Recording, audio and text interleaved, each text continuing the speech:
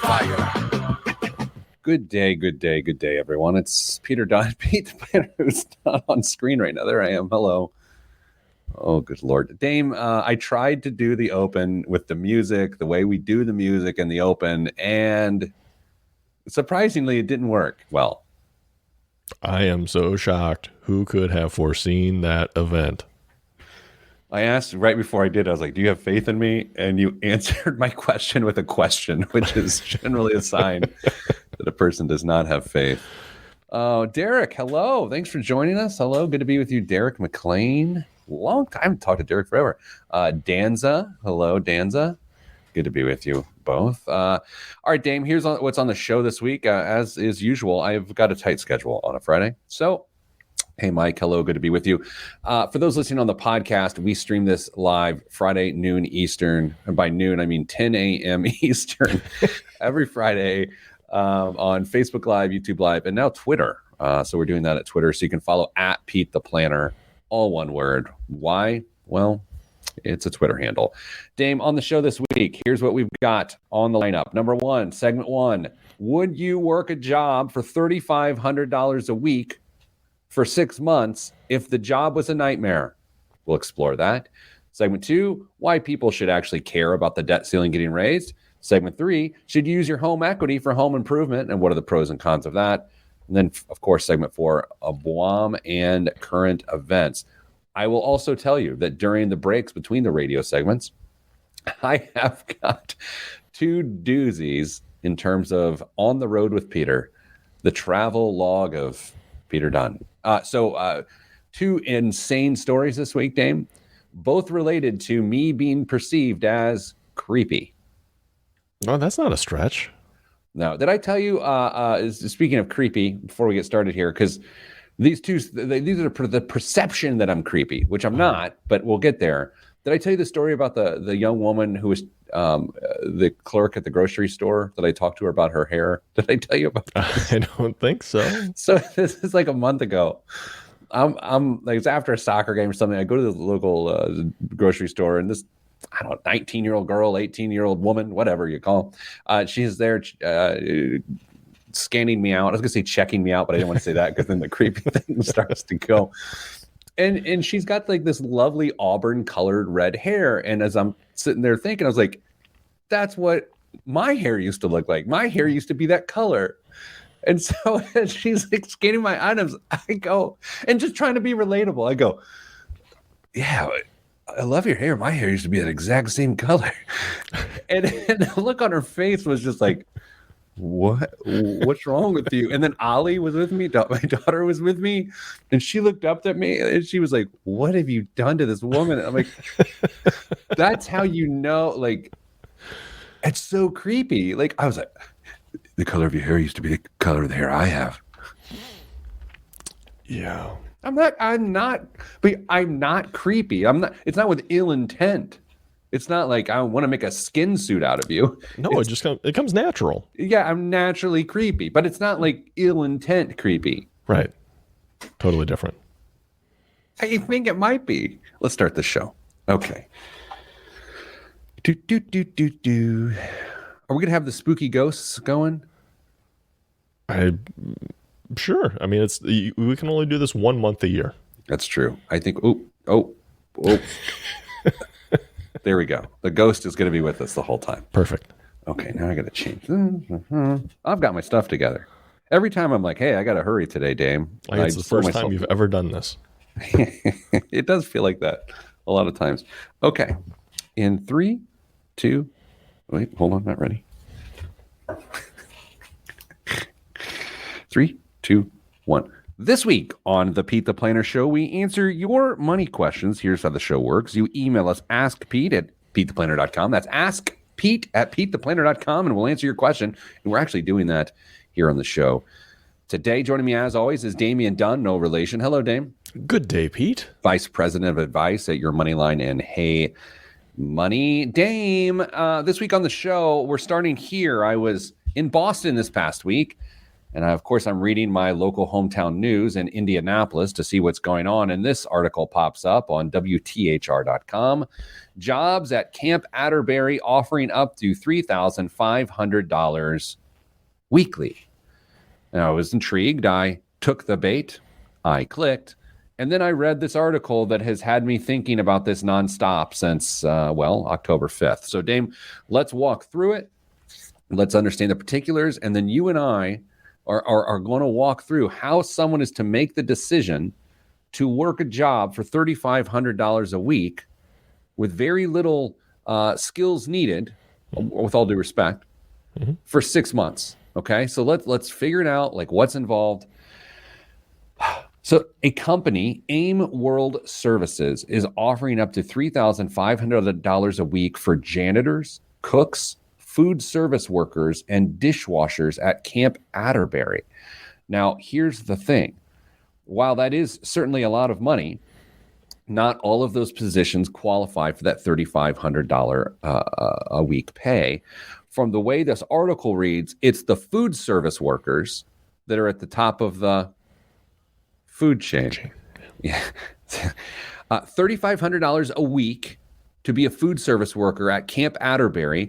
And I'm connecting the dots here. This is to serve and provide services to the Afghan refugees who are now living at Camp Atterbury, who were evacuated in an emergency setting from Afghanistan when sort of Afghanistan fell to the Taliban. So, Dame, $3,500 a week. Here's the catch. It's 75 hours a week. So the shifts are 6 days at 12 hours a day for 6 months. So 26 weeks. You're going to make well over $90,000. I think that it's like $92,000 or $96,000 or something like that over a 6 month period. I want to start with you, Dame. Would you take a job? First of all, you'd be fired from the job. But would you take a job 75 hours a week? Going into it for $3,500 a week, because you would know within 6 months you'd make nearly $100,000 go. No, for one reason. I would be away from my family entirely too much for that period of time. At this phase of my life, that does not sound attractive to me. Okay, so let's say you did not have young duns. And that's not to say that your wife is not young. This got weird. Yeah. Let's say you didn't have children. Okay. Would you consider it? Potentially. I mean, my wife is a CPA. She is not a stranger to working long hours for many parts of the year. And, it's something that we've dealt with. So if there were no kids involved, it might be on the table. All right. How about if you're single? Yeah. Totally. I mean, okay. So what's fascinating about this to me is they're hiring about 100 people for these different positions. They range in $3,500 a week to $1,000 a week. $1,000 a week puts you on pace to earn $52,000 a year. Mm-hmm. And again, I respectfully say this is manual labor, right? I mean, it is not super highly trained technical skills, although, as you know, there is some skill involved with certainly manual labor, but custodial services and dishwashing and those sorts of things. Sure. This is an interesting thing, because a person can completely change their financial life forever, but they have to go through what I would consider to be a nightmare of 6 days at 12-hour shifts. But Dame, maybe I'm in the dark here. Maybe people already work 6 days a week at 12-hour shifts, so that isn't scaring them. I think there are a number of manual laborers that work well into 60, 70 hours a week on a regular basis. And so if that's something that they are used to, and then fantastic. I'm not saying that it's not possible. It certainly is possible. I know plenty of people that have had a full-time job and a very aggressive part-time job on the side, and they just make it part of their lifestyle. And that's how they pull themselves together or out of a situation that they might have found themselves in. And we've talked about what a part-time job is, or maybe a quick change in employment to try and get your financial ship righted real quick. but that all gets balanced out with the demands that are going to be put on you and those around you. And if you're not comfortable being away from your group of people, whether that's family, friends, or whatever it is, for essentially 6 months, probably going to go really, really bad for you. Doesn't this feel like some sort of military contractor style gig, or some sort of deployment where you just got to mentally prepare for what will be very tough work conditions? And the tough work conditions, by the way, that I'm describing, are being on your feet for 12 hours a day for 6 days, and probably being in pretty hot, tight quarters. That's got to be mentally challenging. It does make you think what you're willing to do to improve your financial life. Like I know a lot of guys and ladies, for that matter, that have thrown boxes, as they say, sure, for UPS or FedEx at the airport as a overnight job to make ends meet. I, of course, know people that bartend and do those sorts of things a few nights a week to accomplish financial tasks. I'm really trying to get deep within myself to think, all right, first of all, I can't imagine being single. That's the toughest part of this. That's good. Right. Well, I guess so. Yeah. Yeah. I can't imagine that. But if I were, would I do something like this? And again, I'm assuming I'm not doing this for a living, but is that something I could do? You know who I think this sets up really well for? Somebody who is young and has a business that they are interested in trying to launch themselves, and they need some runway. They need to try and get some capital really quick. They're already going to be putting in ridiculous hours trying to launch their own business once they get to that stage. So the time's not that much of a factor in reality for them.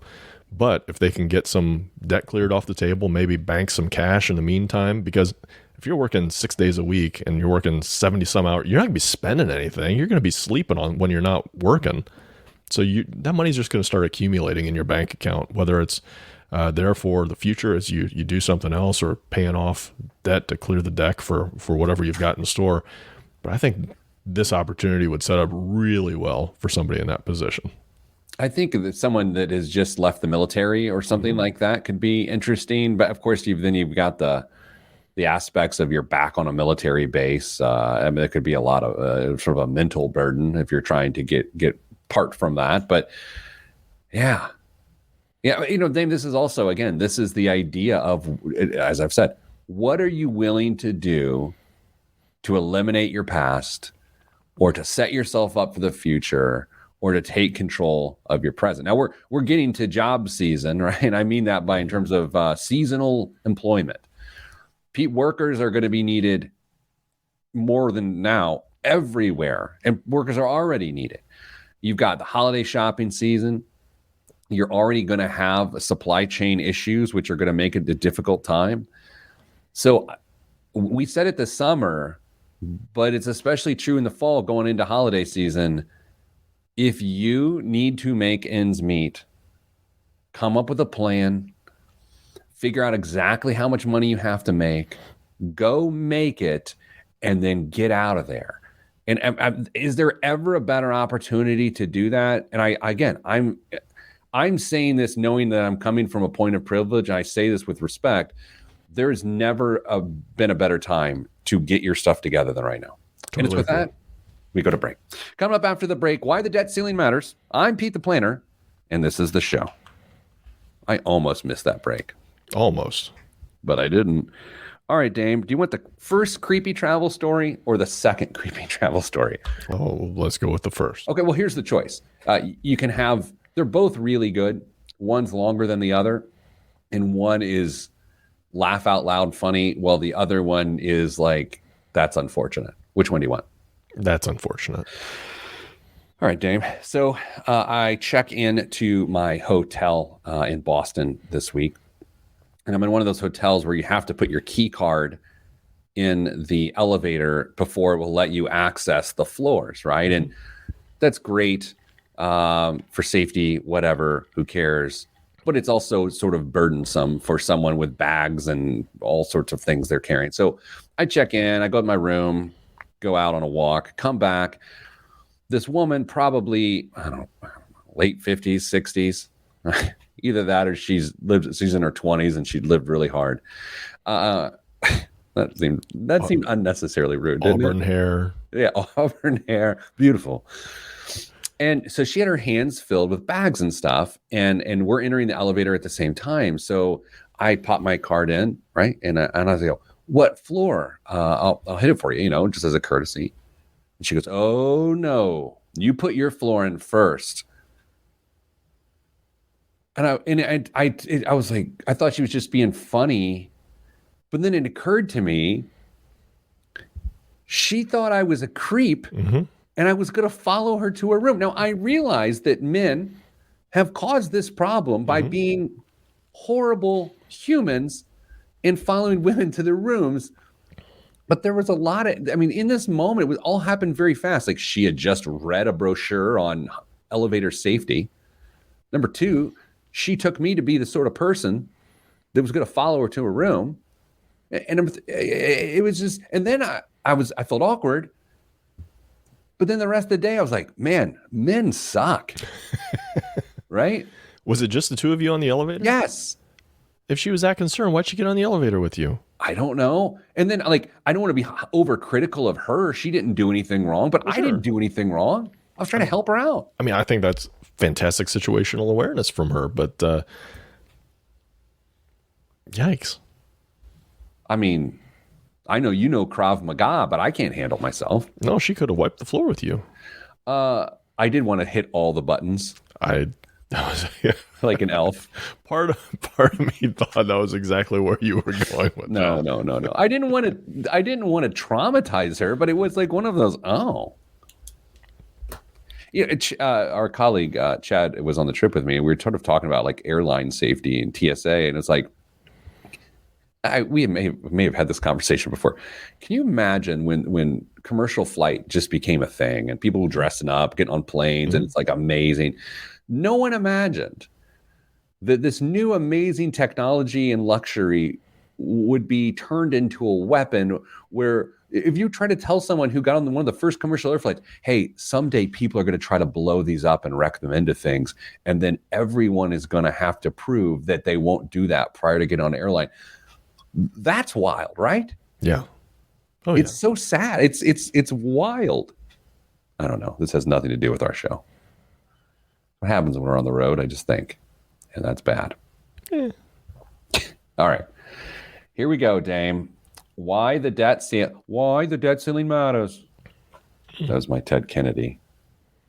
Since I was just in Boston. Okay. And 3, 2, 1. Back on the Pete the Planner show. Dame, I don't know if you heard, but there's a debacle over the debt ceiling once again. The debt ceiling being how much the government is able to borrow.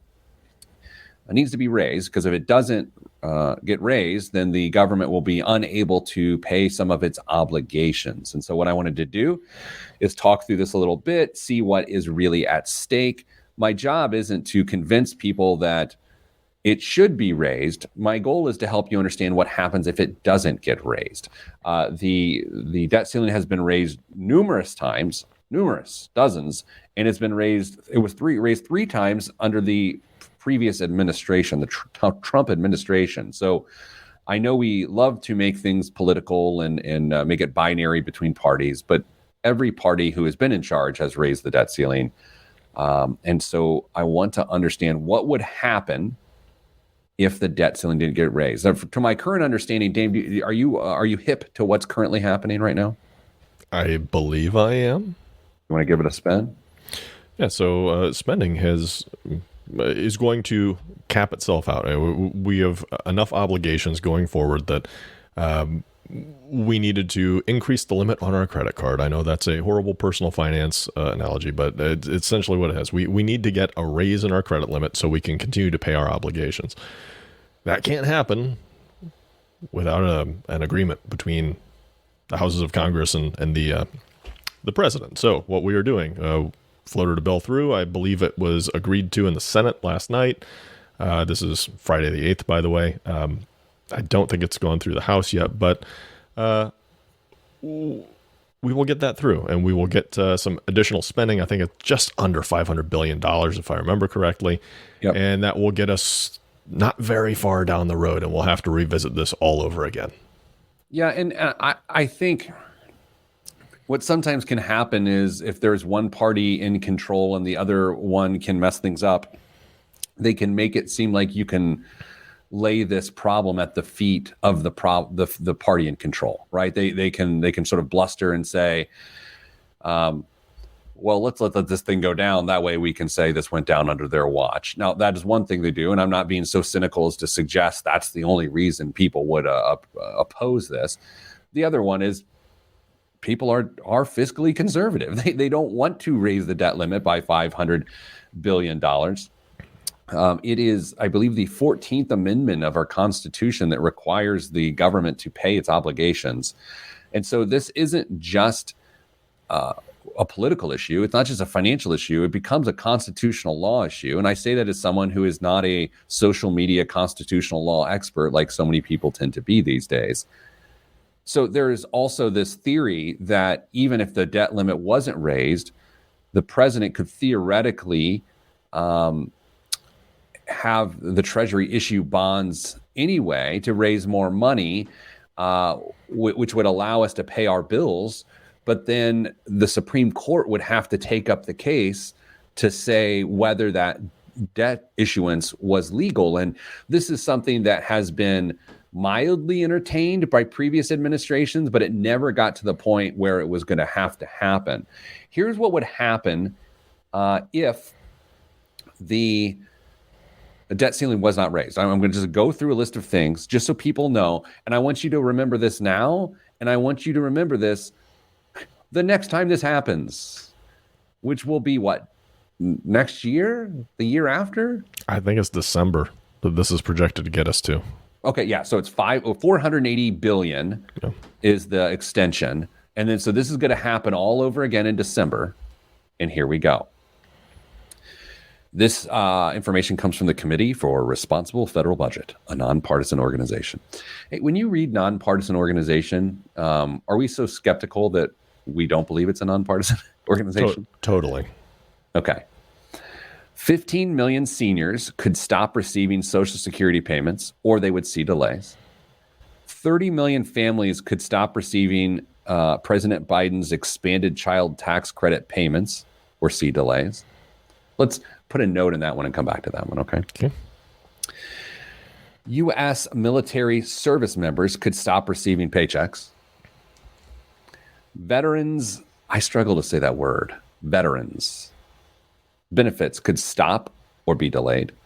Postal workers and federal employees could stop receiving paychecks. The United States credit worthiness could be downgraded, spiking interest rates, which would raise mortgage, car, and credit card payments.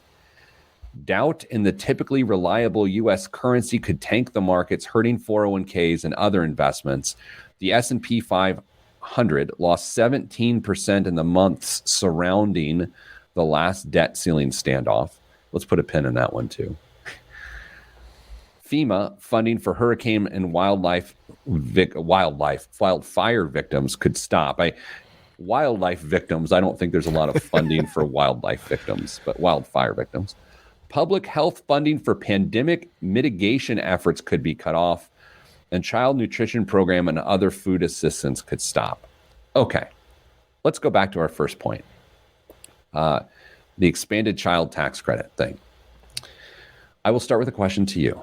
Damian, in your expert opinion, based on what you know about the personal finances of Americans and how vulnerable they are at times and how cash flow works at the lower end of the income spectrum, do you believe the advanced child tax credit program will end up extending beyond December 15th of 2021? I do. Again, I'm not asking whether you think that is good or bad. I'm simply asking, do you think it will happen? And I have come to the same conclusion. I absolutely think that will become a thing. And I also have to note, as well, I'm not saying it's good or bad, it is still a $0 change in how things work, because people still get the tax credit. I mean, this is all money people get at tax time in the form of a tax refund. They're just getting it advanced to them now. And I'm sure there are conflicting reports, but the reports that I have read have suggested that this has been a really good thing for child poverty and child nutrition. So I think that'll keep up. The second thing I wanted to put a pin in, and we're going to revisit here, is the fact that the S&P 500 lost 17% in the months surrounding the last debt ceiling standoff. That would absolutely happen again, right? I mean, people panic and freak out. Sure. I'm not sure the way this is written, though, that we can assign all of the blame for the S&P 500 going around down 17% around the month surrounding the debt ceiling thing as the cause. Like, correlation does not make causation, you know? Yeah, I think there's probably some other factors that were in play during that last round of increasing the debt ceiling. I would have to look into see what month that was and what time period and what else was going on. But I would totally expect the markets to pull back during that time period. 17%, possibly, but there's usually a confluence of circumstances that would make that happen. Do you remember 2019 when there was an actual government shutdown? Mm-hmm. And 800,000 federal employees were impacted. We did some work with our congressman to help federal employees deal with their financial lives. As we all try to help each other go through those tough times. The 800,000 federal employees did nothing wrong. It's just the Congress could not come to terms on a spending plan. This is not that. The debt ceiling is not that. This isn't about the cash flow of the fiscal year, the budget. This is about being able to pay our obligations that we've already made. And so our debt obligations. So this doesn't just affect 800,000 people. It affects the, hundreds of millions of people that I just mentioned there. If you have a 401k, if you have a mortgage, if you have a credit card, the rates and indexes and all those things would be affected with this. So, Dame, it's with that you and I will revisit this exact same conversation in 2 months. Good job, Congress. Keep it up. I will note, some people there are just like, let's just let the whole thing burn. A lot of people feel that way. That doesn't make them the majority, but there are people that feel that way. Coming up after the break, home equity. Should you use it to improve your home? I'm Pete the Planner, and we'll talk about that next. Sort of a weird outro, if I'm being honest. If we're in a state of true transparency here, I think it's important to note that I once subscribed to the let it burn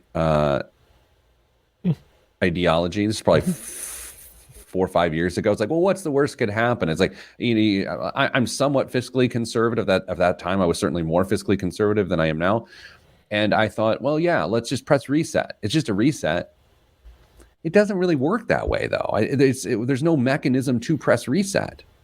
No, and I think you and I will both agree, and some people may be really glad to hear this, that it's not unreasonable for people to want their government to be fiscally sound and potentially even conservative with their spending. So certainly where I fall, I saw a list of potential Republican presidential candidates in the next, because of course, sure, we're a couple of years away. So why not start projecting stuff like that?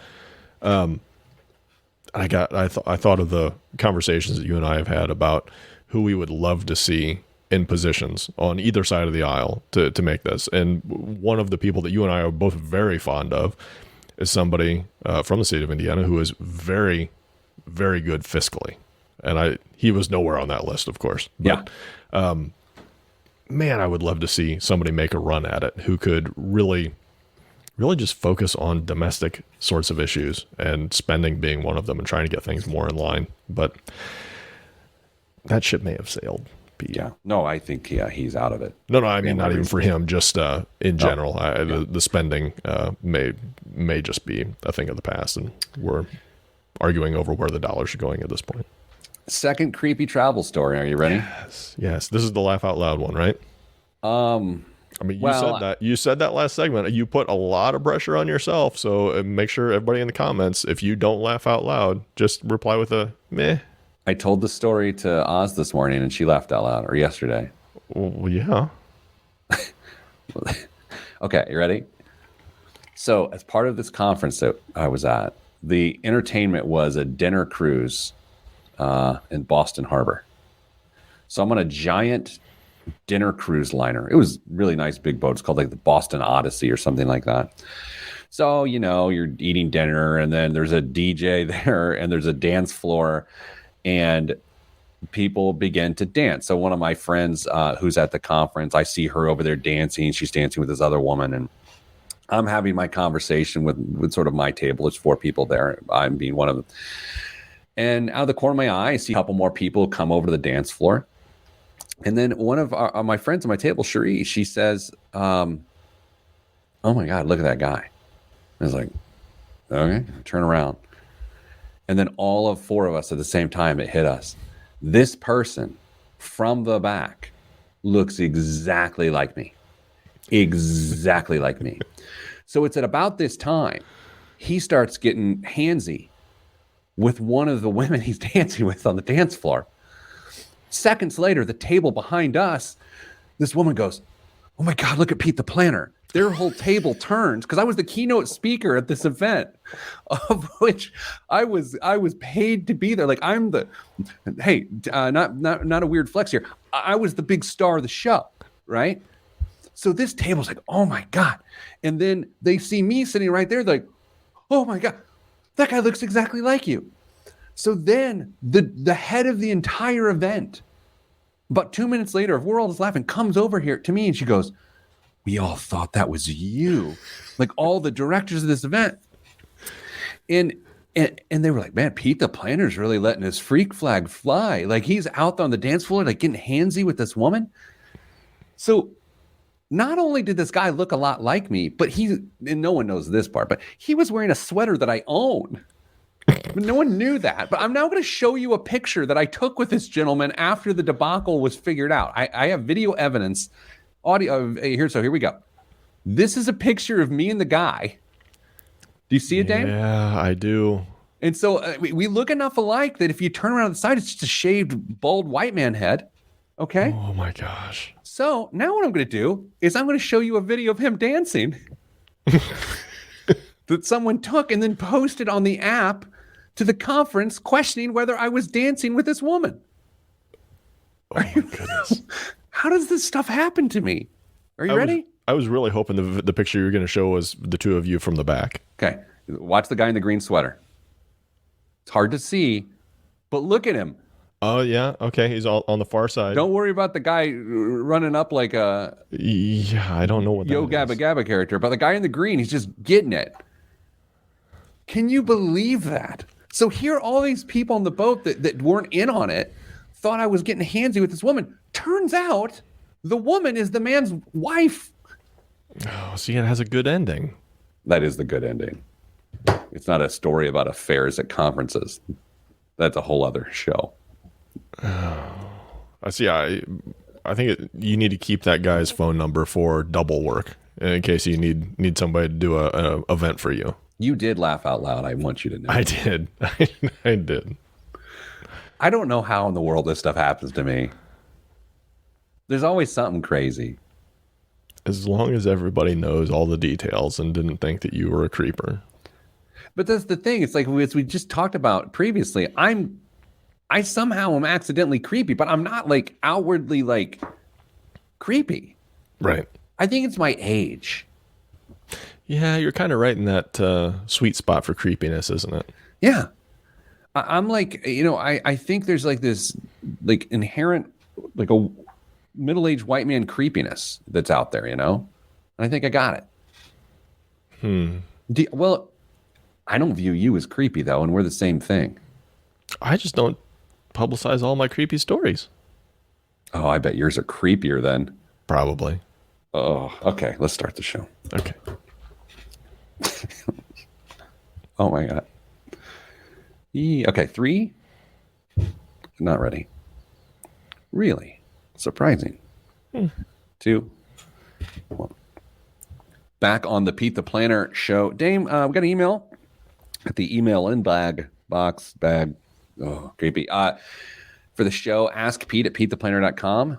It's from Dara or Dara. How do you think it's pronounced? D-A-R-A? Dara.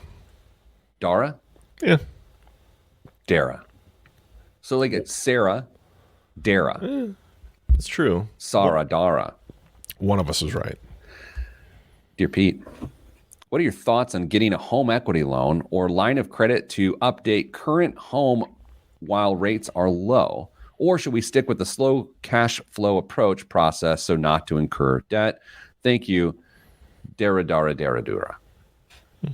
All right, so I'll start with you, Dame. Do you have a rule of thumb that you want to share? Do you think that the current interest rates and the housing market are informative to your rule of thumb? Like, where are you at? We hear people ask us about taking a home equity loan or line of credit for a number of things these days, whether it's school loans, whether improving a house, Once upon a time, the interest on a home equity loan was deductible. It is only deductible now for funds that are going to be used directly for the house. So in that respect, okay, I mean, that's one tick in the pro column. I know you're a big fan of T-charts, Pete, so we'll put a all right, I'm making a T-chart. Hold on. Okay. Ooh, all right. Making a T-chart here. Pros and cons, home equity, pro, deductible interest to improve the house. So if I use it for like buying tickets to a dinner cruise in Boston or something like that, that is theoretically not deductible. It's not even theoretically, it's not deductible. How would you be able to prove that one way or the other? Oh, how would you be able to prove that? There's some really bad tax advice and sayings I could give right now that I won't. But because you're married to an accountant. Yes. Okay. So next, what else? Okay, so that's one pro. Okay. Funds are available immediately. You don't have to postpone the work that you want done. Buy now, pay later is what you're saying? Essentially, yes. Okay, funds available immediately. Okay. Potentially increase the value of your home. Okay. I like the word potentially, because we know, I've done segments on this show for a lot of times over the years about what specific home improvements are to give you the best bang for your buck. Now, I have to say, though, I haven't done one of those in at least 5 years, maybe longer. I think that's possibly changed. I think just the way people spend money and what a home buyer looks at could be different. It was always kitchens and bathrooms. Yep. And I still think that's true, but there's some outdoor spaces that I think matter a lot now too. Yeah, that'd be interesting to see. I bet kitchens and bathrooms are still right up there in the top 3 or 4 for sure. But maybe some landscaping, hardscaping stuff, and I don't know the home offices now. I don't know. I don't like the term hardscaping. I just wanted to put that out there. Fair enough. It's not your fault. You didn't come up with it. No. I think it's because it's really it's actually really great. It's just too tight for me. Really? Yeah, I don't know. It's just too clever. Huh. I've never been accused of being too clever. Okay. What other pros? You got any pros that you can come up with for this list, Pete? I mean, the funds available now is also, it's another way of saying that is like you get to enjoy it now while you're paying it off, right? Mm-hmm. I think it is worth a disclosure here. When Mrs. Planner and I were going to finish our basement years and years ago, we specifically saved for it. Mm-hmm. Like we set it as we're going to do this, and then we actively saved money to get it done and then wrote a check to pay for the whole thing, as opposed to what we're talking about now. So I just like to get that out there. Not that I'm right and you're wrong or anyone's wrong. It's just get it out there. The cons. I'm going to go, the first con I have is that construction prices are really high, and that doesn't necessarily mean they're going to stay high, but it just seems like you're buying at the top of the market. Yeah. Yeah, I think that's legit. What do you think about the low interest rate argument there? I mean, that would be a pro, right? I mean, it's you get cheap money, but of course the alternative is that as you go to save that money, it's not like you're going to get an equivalent rate of return on your money that will help you save the money. Right. Yeah, because this is very short-term money that we're looking at. So you're not going to invest into the stock market or anything of that nature because too much volatility, too much exposure to volatility that could make it take longer to achieve your goal. So no, the interest rates very positive on the negative interest, the negative interest rate, the low interest rate if you decide to borrow the cash. What do you think about this idea of the backlog of getting in the queue, getting on a person's schedule? Is that a negative or is that a positive by like doing it now gets you in the queue? That's interesting. Yeah, you might be able to hop the line a little bit if you're able to bring cash to the meeting for that. So potentially, I mean, the other side of this is, how long is the housing market going to stay hot? We don't know. And is it possible that you end up, you still got your mortgage and then you take out another line of credit, and then let's say the housing market swings the other way? Is it possible you end up underwater on your house? Yeah, that happened so much in 2005, 2006, 2007. So much. Yeah.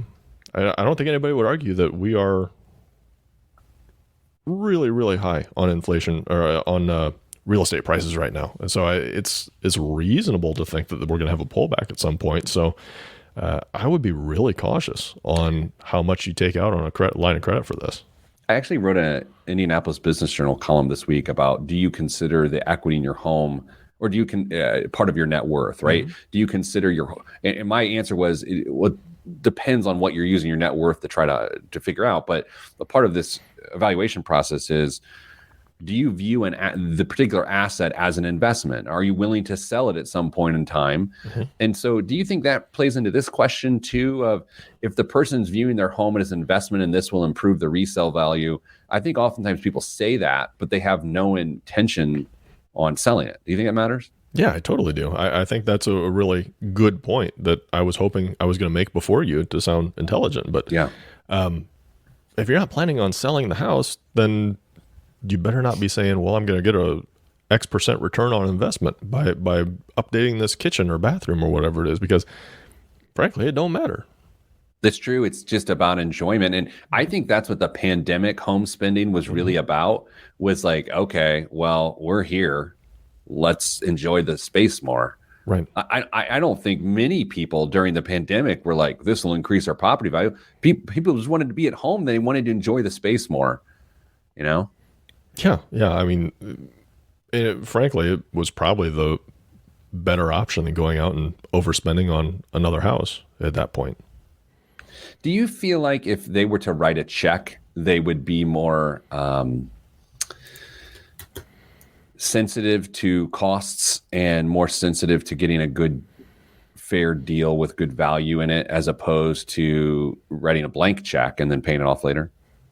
It's a loaded question because that's how I feel. I do. I think when you are writing a check for money you have toiled to save and set aside, you're going to be a lot more concerned with where that money is going, rather than accessing a pot of cash that you can use for X, Y, and Z, and then you're just going to pay it back over a course of X number of years at a few $100 a month. I think it's really, really reasonable to think that somebody who has saved the cash and set it aside ahead of time is going to be way more conscious of how that money's being spent.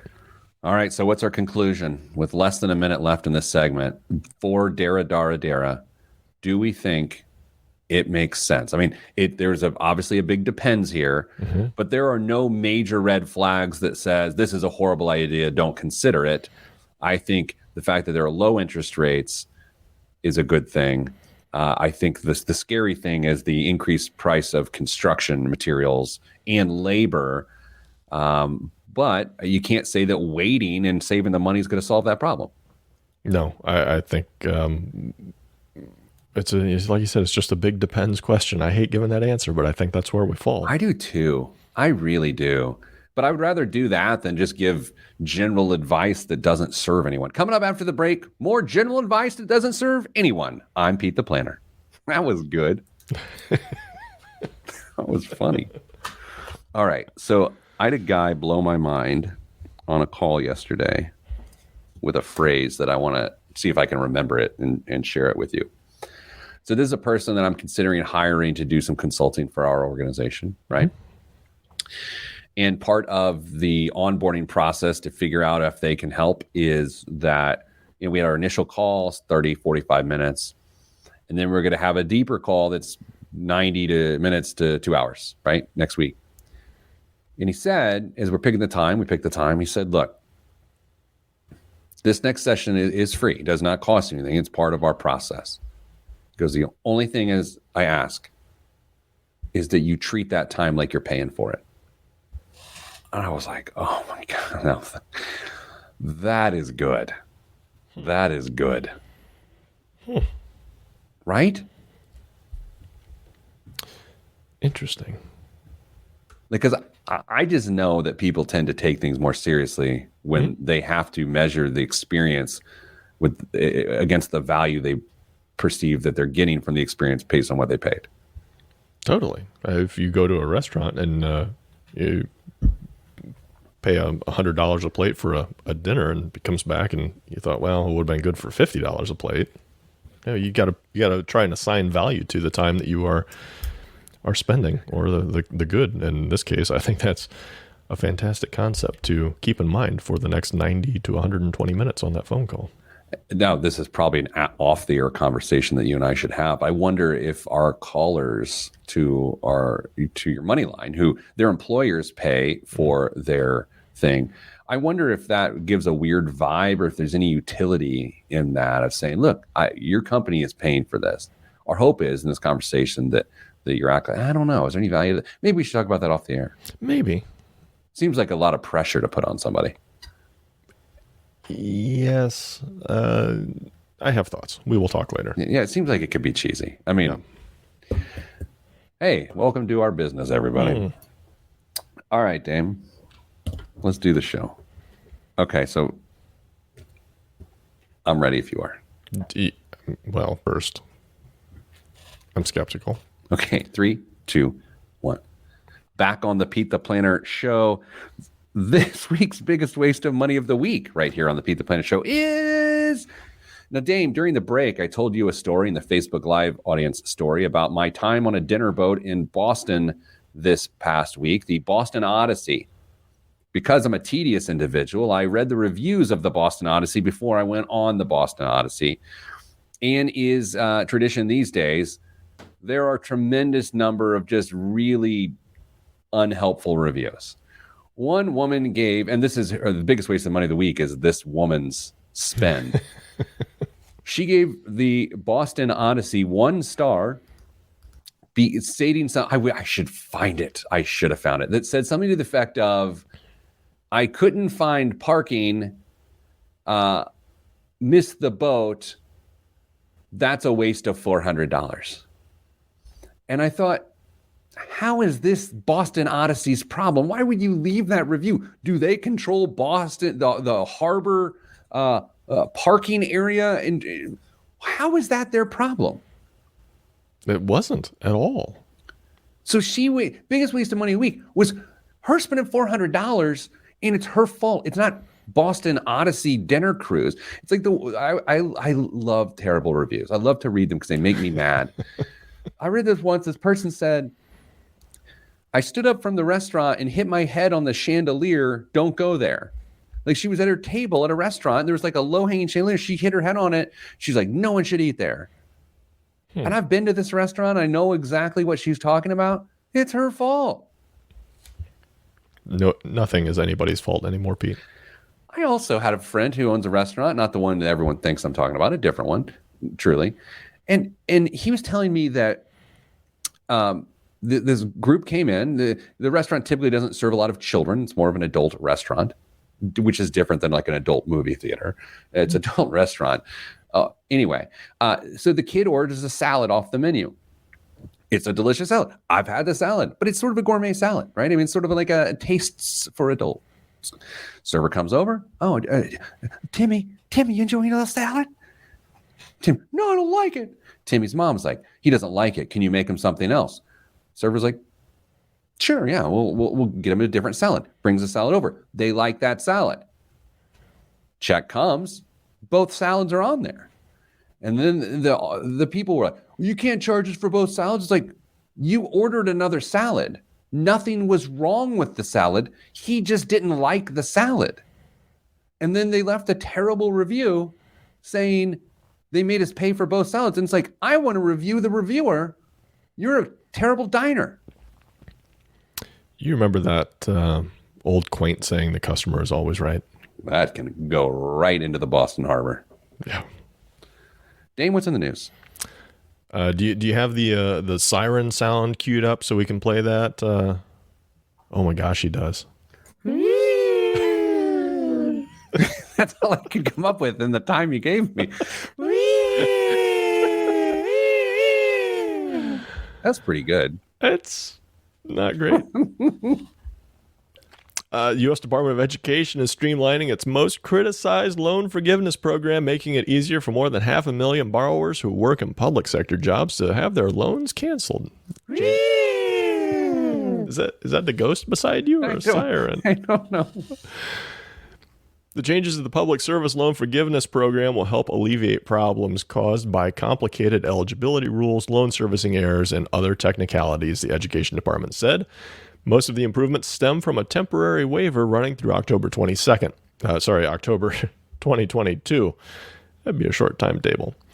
It expands what is considered a payment, and that also would count towards forgiveness. Altogether, the Education Department estimates the changes announced Wednesday will help at least 550,000 borrowers automatically qualify for forgiveness faster, including some 22,000 who will be immediately eligible to have a combined $1.4 billion in loans canceled.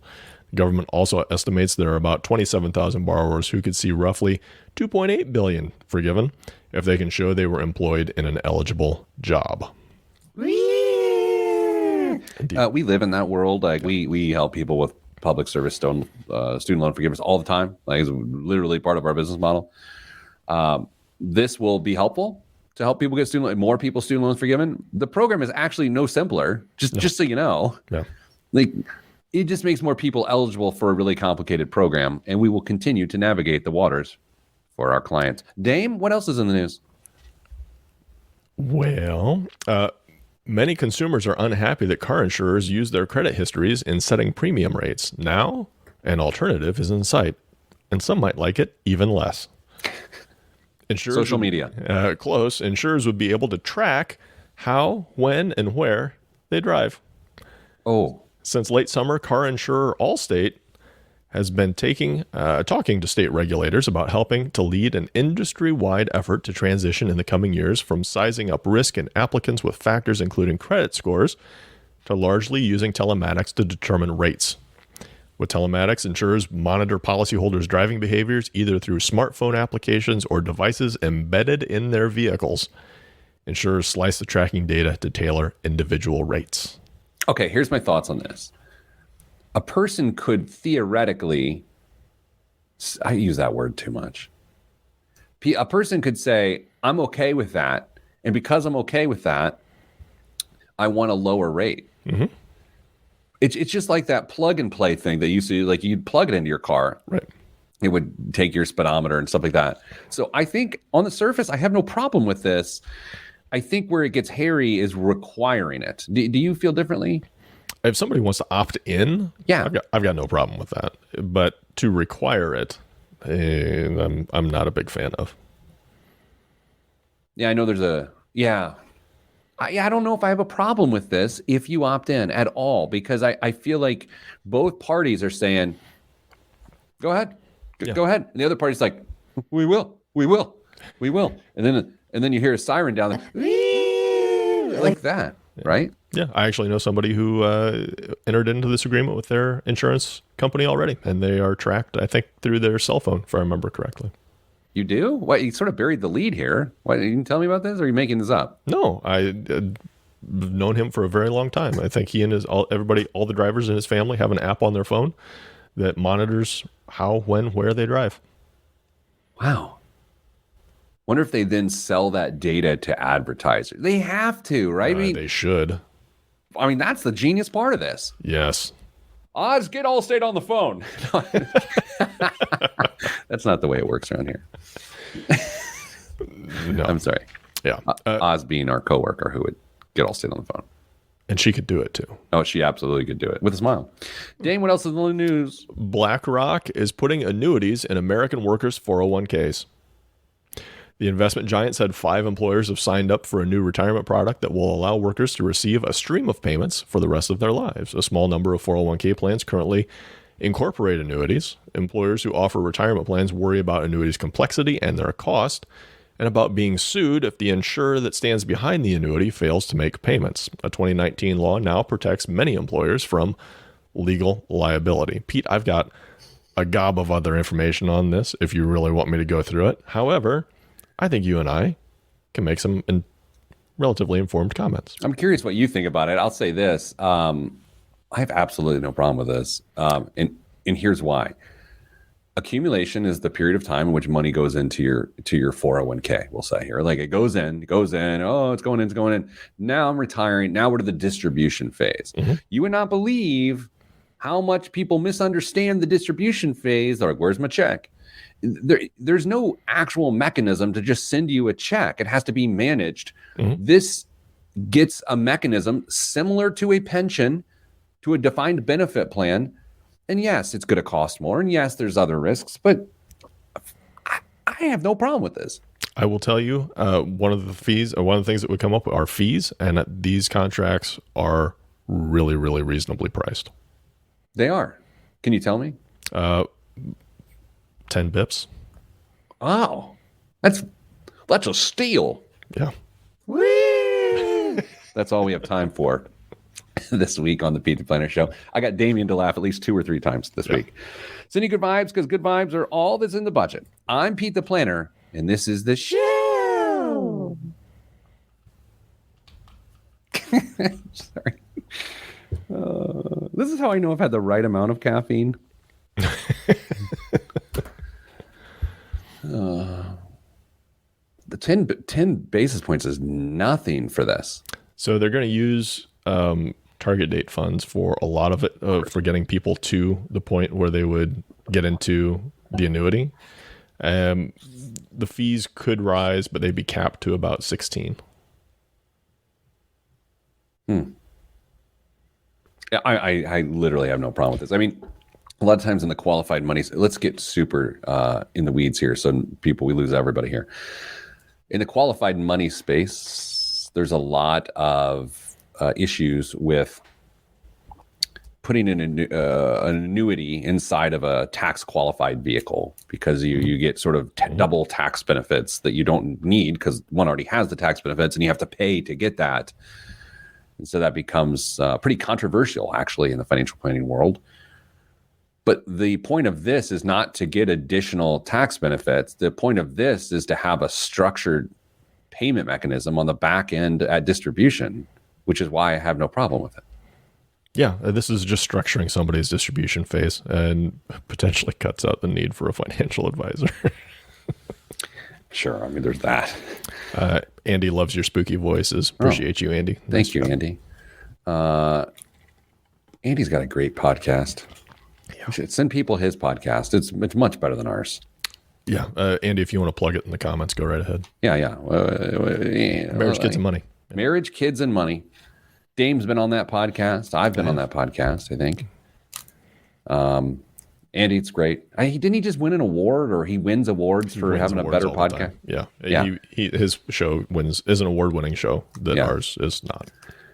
I think he actually won the 2020 award for much better than the Pete the Planner Show. I think it actually says that on the plaque. It's reasonable. If not, we can make a plaque and send it to him to put over the real plaque. You know what we should do is have a bunch of plaques made up for people with podcasts and be like, you won the You're Better Than Our Show award. Can we send him one of our awards? The Golden Peters? Yeah. Sure. I mean, they're out of print. Anyway, I got to go. Okay. Damien, anything you want to say to the peeps? Stay getting money. Oh, Jiminy Christmas. I mean, can you imagine someone in a network television show saying the person's tagline over them during a show? What you going to do? I don't even want to say it, but I got to. I hope everyone on here has a good week. Dame, I hope you have a good week next week. Dame will not be here next week, so the show will be better. All right, everybody, stay getting money.